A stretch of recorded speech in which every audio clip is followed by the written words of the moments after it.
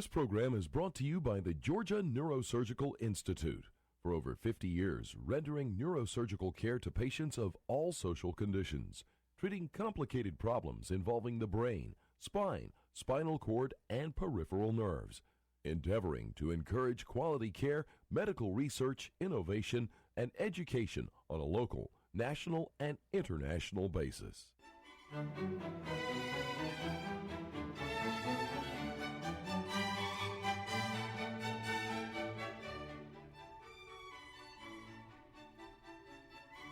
Good evening. My name is Joe Sam Robinson. It's my pleasure to have with us tonight a person who's been here plenty. Here we are. This is Bucky. Welcome. I won't even give your last name. You've been, or Buck, shall we say? Buck Melton, a man of great moral attributes. Well, we've talked about many things, and tonight maybe we could talk about an issue that's in the fore and lots of discussion these days, and that's income inequality. So we have lots of attention to this particular topic. There are lots of people that are saying the statistics mean the whole system is getting quite knocked asunder by economic events. And I have this book, actually, that I'll have to hold up a little bit, which is it's called Capital in the 21st Century. And it's been written by an economist in France named Thomas Piketty. Now, Dr. Piketty is a guy of great renown. He was recently offered the membership in the French Legion of Honor. He turned it down. His book is just lighting fires everywhere in the world. It's a subject of lots of criticism, lots of editorials. And maybe that's a good springboard to kind of discuss that a little bit tonight about that. I'll just start off by saying that basically many people criticize this, but he basically makes the case that in the present contemporary world, capital is too powerful, and the only way to set the world right is a universal tax on wealth, and the tax on wealth should be a worldwide tax. So in other words, if you live in America and you have you have some degree of wealth, then some amount of that should be taken from America and given to people in other countries. So we have this sort of new world order with the redistribution of the world's goods. And he makes the case, I'm summarizing very, shall I say, brusquely, about some of the circumstances in his book, which is, I'm not doing it totally justice. But the idea is this wealth tax would be very beneficial. And the problems that the world faces now is the system has gotten totally out of control. Now that's sort of the subject of his book. Now, maybe we could talk a little bit about what the Constitution has to say about wealth redistribution. Now, you're a constitutional scholar. Is there any lines in the Constitution about the role of the government to basically use a tax system to ensure equality?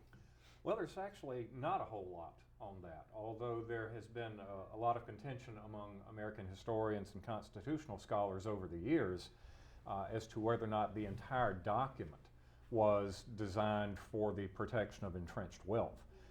And the first person to put this out, and it's just over a century ago, 1913 I believe it was, Charles Beard in his very famous work on economic interpretation of the Constitution, when he claimed that you had this group of capitalists, if you will, who wanted to create an environment that was essentially conducive to national markets and national wealth and business development.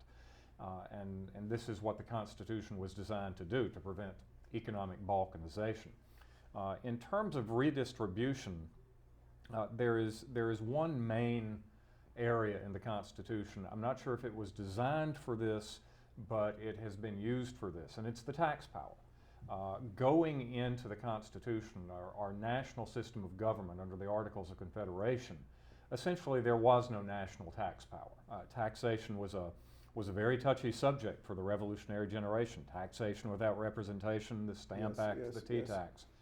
And they were shying away from that. So one of the very first things that you see in the Constitution, Article 1, Section 8, Congress shall have the power to tax, and to tax for what is called the general welfare, which is where I'm getting at. Yes. So that is where your hint of redistributionism comes into the Constitution. Now, on the other hand, there's another phrase in the original Constitution that seems to run counter to that, that state governments cannot impair the obligation of contracts. So if you and I have business dealings and we have it written down in a contract, the state cannot come in after the fact and unilaterally change the terms of that contract to reappropriate or appropriate our wealth or redistribute it.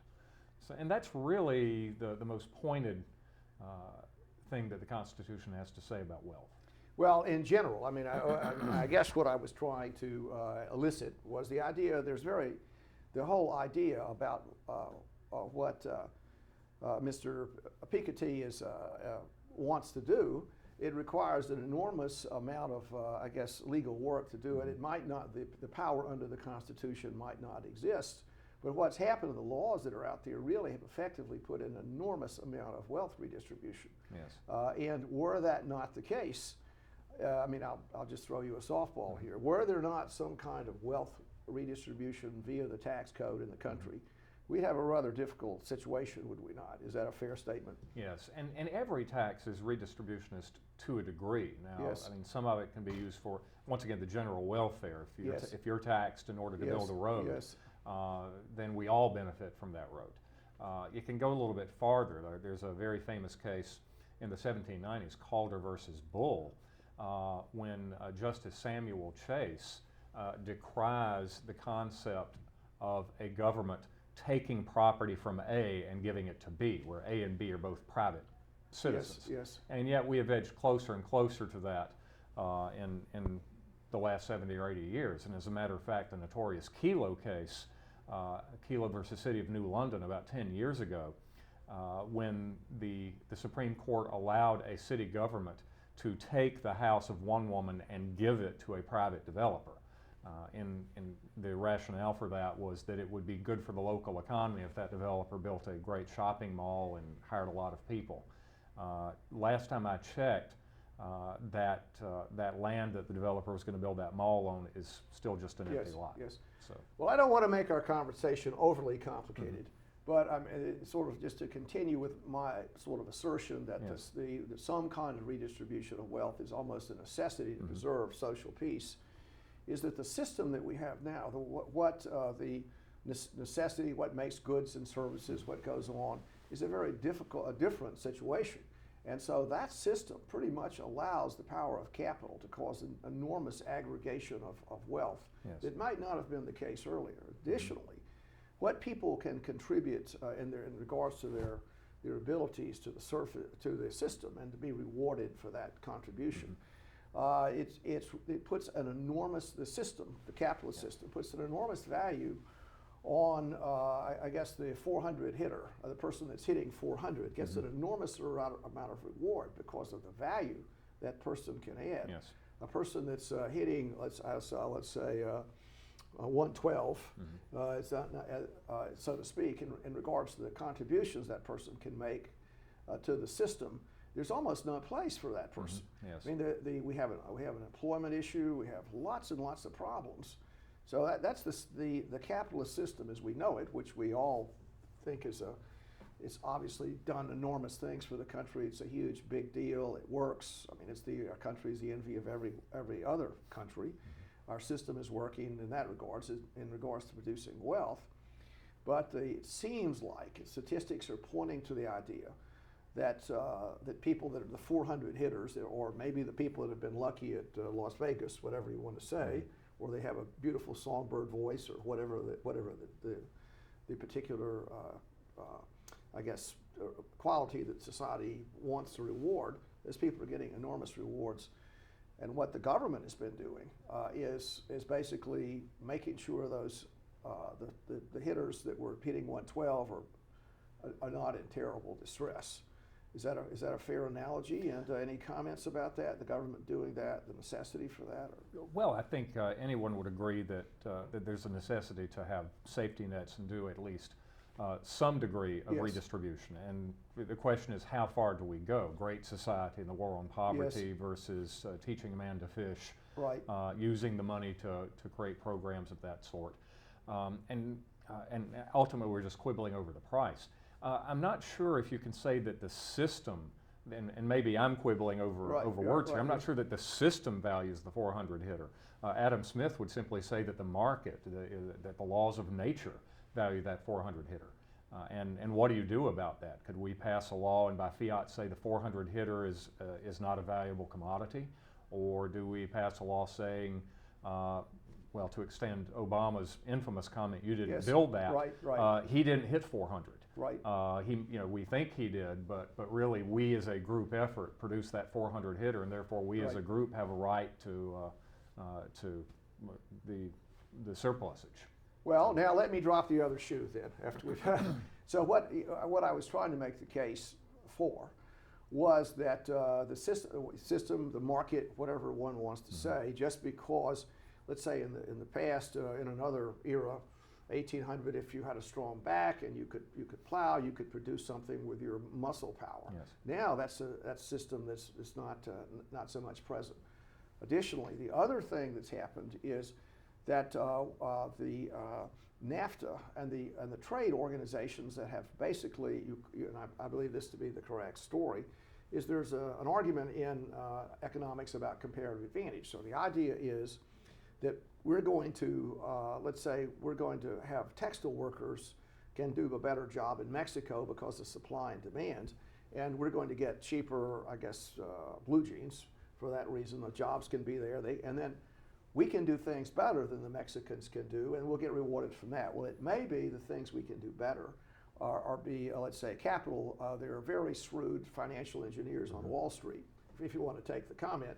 So we have jobs that are sort of basic human things that are going to countries that have that's less expensive to do that, and the things that we're receiving in return are high-tech Silicon Valley kind of things. If our Silicon Valley products or the financial engineers on Wall Street can have access to the Mexican market, if they can do deals there, then that may be something that would happen. But it's undermining a lot of I guess our sense of social justice, if you want to say it that way. If there's no job for someone in the country, that's a substantial problem, and maybe it's referable to NAFTA or that type of free trade arrangement that classical economists did not anticipate. Yes, and that goes back to what you were saying about muscle power, that the poor Mexican or the poor Honduran or whoever in Mexico, in Honduras, the poor Asian in Asia, who has a lower standard of living, but whose caloric needs and caloric intake are not that different from a human being in the United States, but who is willing to work for less. It makes more sense for the company to outsource and to send the jobs overseas, which causes economic unrest here, and that economic unrest can lead to social unrest. And so this is, I think that's a really important thing to think about. So we put our world system together, and with the help of our politicians, who, having said that, we have to be cautious after saying that, but that they've played a role in this. And it really, the number of jobs that were formerly available just aren't there anymore, referable to a lot of this. If we stop that, then presumably there would be we wouldn't be as efficient. The price of blue jeans would rocket up a lot, and the standard of living would drop. Basically, there'd be a drop in the standard of living. However, maybe people would have more of a sense of a social connection. That would be a societally useful thing. And that's a type of redistribution too. That's if you stick a high tariff on things coming in and make it very difficult for American companies to send jobs south of the border or to Asia or wherever. That is a type of economic and social engineering in and of itself. So indeed, the whole tax system is, if you want to get into the whole tariffs, tax system, the decisions that are made by really the government have this enormous impact. So some people would say, well, we have welfare for corporations, we have this, we have that, and in fact, the tax code is just such a daunting Encyclopedia Britannica to the 50th degree, and in that, all kinds of ways the tax code is trying to favor some groups, disincentive others, it's been put there in many ways by political power. Oh, absolutely. And so we have this really the marketplace is really quite distorted, is it not? Oh, yes. Well, yes. I mean, everything is artifice when it comes down to it. Yes. So, what tax shelters are available, what tax shelters are not, what tax credits you get, what tax credits are not. Yes. So, yeah, it's always been that way, and you can actually see this going back to the beginnings of America. That there is this tension between labor on the one hand, or agricultural labor on the one hand, yes. or capital and industry Yes. on the other. There's always been that tension, and one of the best statements I remember is William Jennings Bryan, the Yes. Cross of Gold speech, Right. which is counted among one of the the greatest political speech in American history, and he's showing that tension, and he says the very famous phrase, burn down your cities and they'll spring up again as if by overnight, because they rest ultimately on the farmer, the Yes. bottom rung of the ladder. But destroy our farms and grass will grow in the streets of every city in the country. Right. So, And there's some line about being crucified upon a cross oh, of you shall, gold. yes, you shall not crucify this man. Pretty that's what a cross of flowery gold, rhetoric. Absolutely, yes. Well, So do we look after Yes, the little man? yes, Do yes. we adopt a monetary, fiscal, and taxation policy and trade policy to look after the little man to some degree? now Is it self-interest? Right now I'm going to drop the third shoe as we've been through a little discussion, and this is what Piketty did not mention, and being sort of from a secular European point of view, there's very little mention of charity. The idea that charity can cause a redistribution of goods. And in Europe, that's the amount of money that goes into charity is really a pittance compared to here in North America. Yes. And one could make the case that in many cultures, the idea is that if you're a very successful person, you're a 400 hitter, that you have a very important charitable obligation. You have to take some of your goods and redistribute those goods to needy people. And I think that's, you could say that's in some ways churches do that. And I think in the Islamic world, there's a pretty strong statement, this is my understanding, is that there's a big responsibility to do that, to give a certain percentage of your wealth. Oh, yes.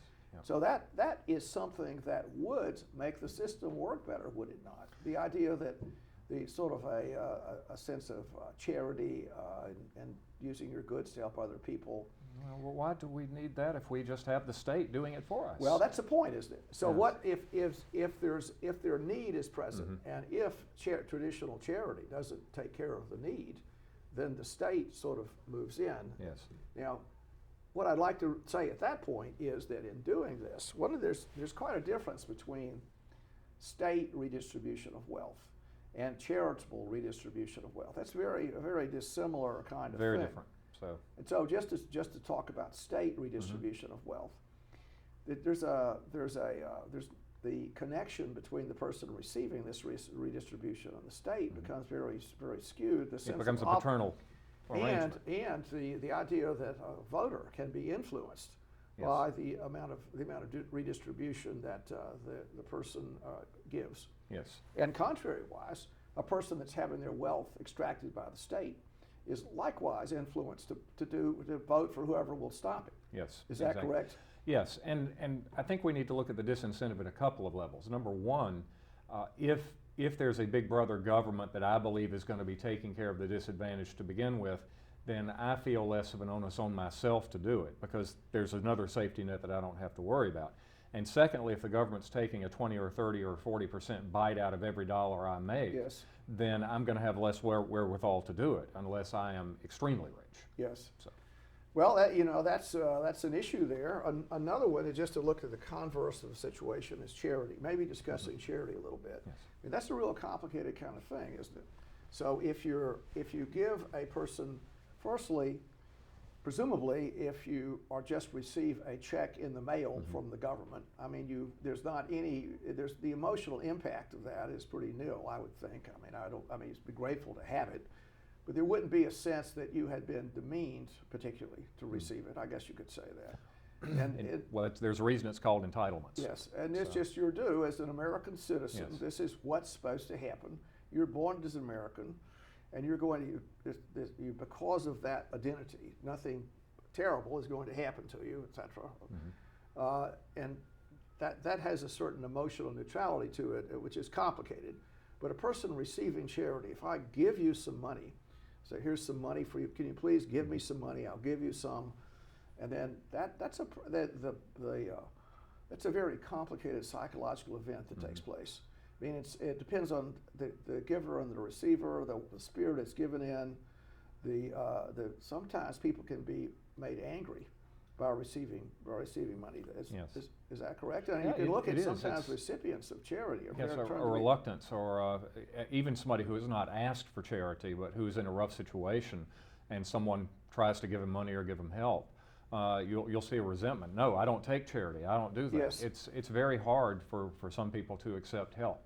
And then giving isn't so. Sometimes a neutral third party, if I can phrase it that way. Maybe that's where foundations work, or churches.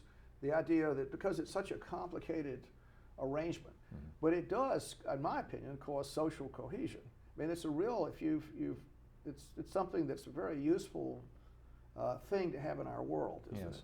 Well, also consider the smaller scale situation. You live in a village of 100 people or 150 people, and there's the town beggar, and you know that for whatever reason he can't hold a job. Maybe there's a drinking problem. Maybe he's less intelligent. Yes. That in the ideal circumstance, the community is going to know him. They're going to know that, for instance, he's not dangerous. Yes. They're going to feel some sort of interest in looking out for him. It's our job. It's our duty.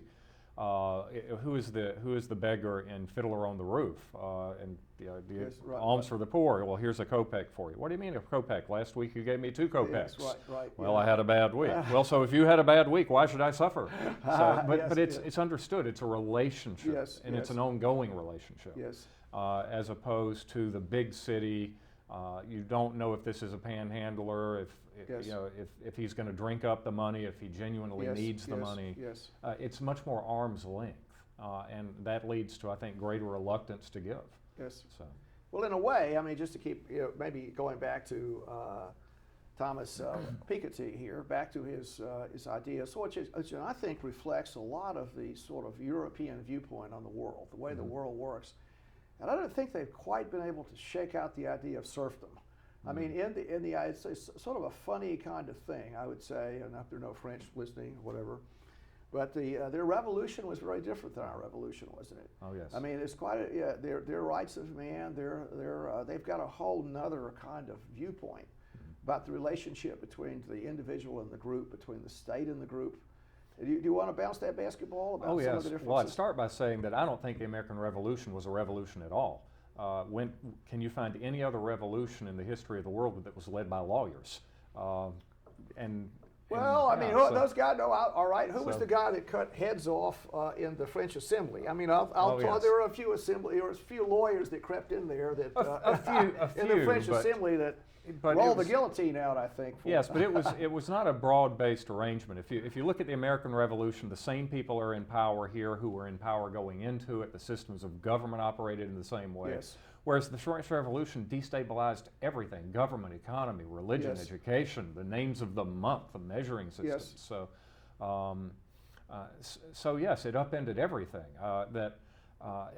I think a lot of people, when they think the French Revolution, if they think of it all, they see it as the coming of enlightenment and liberty and equality. Right.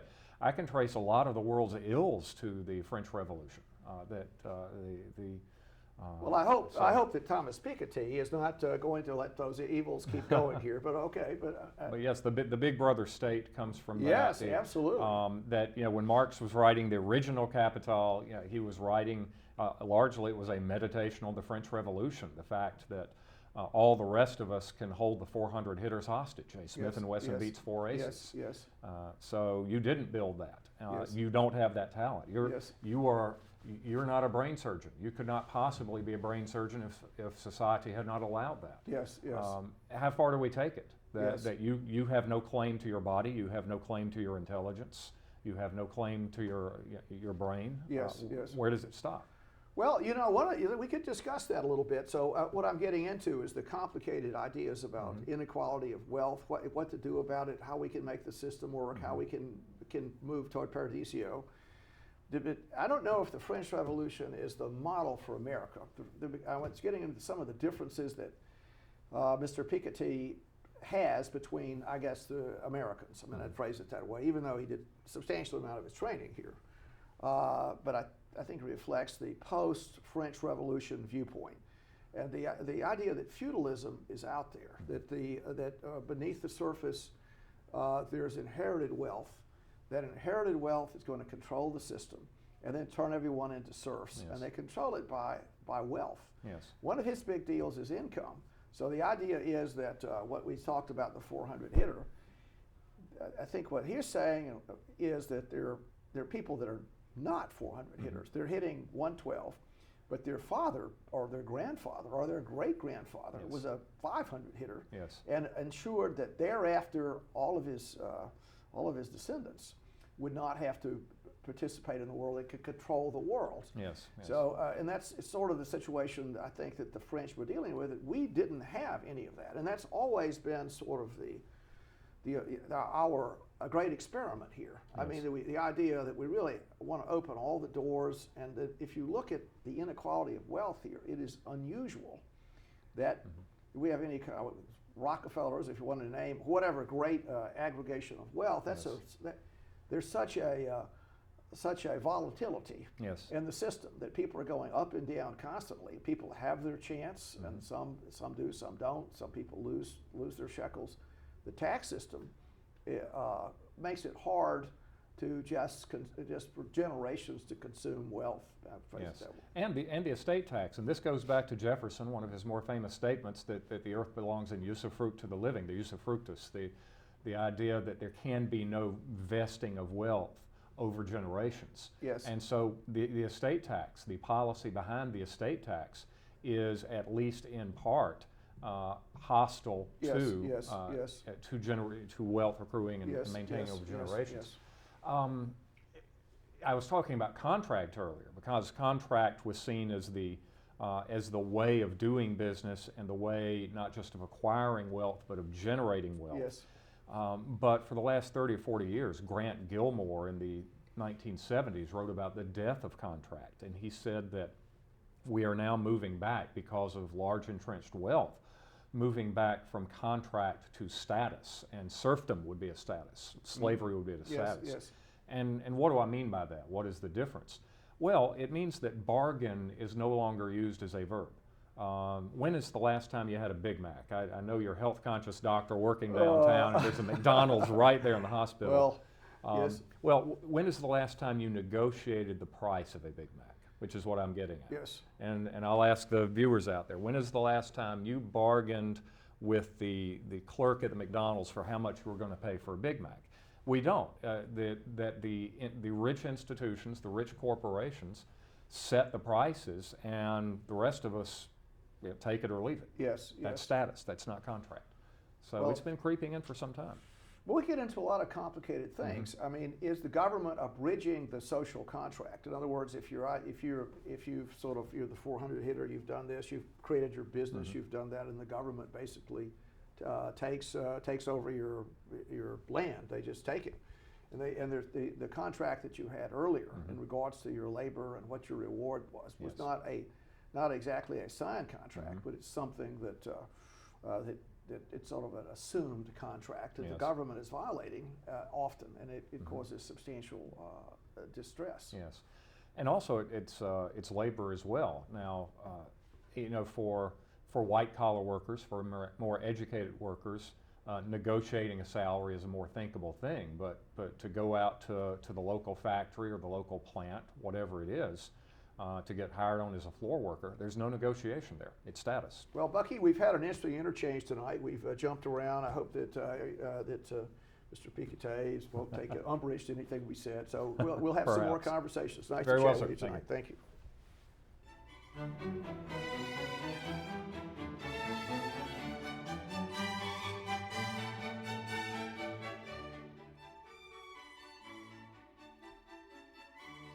This program is brought to you by the Georgia Neurosurgical Institute. For over 50 years, rendering neurosurgical care to patients of all social conditions, treating complicated problems involving the brain, spine, spinal cord, and peripheral nerves, endeavoring to encourage quality care, medical research, innovation, and education on a local, national, and international basis.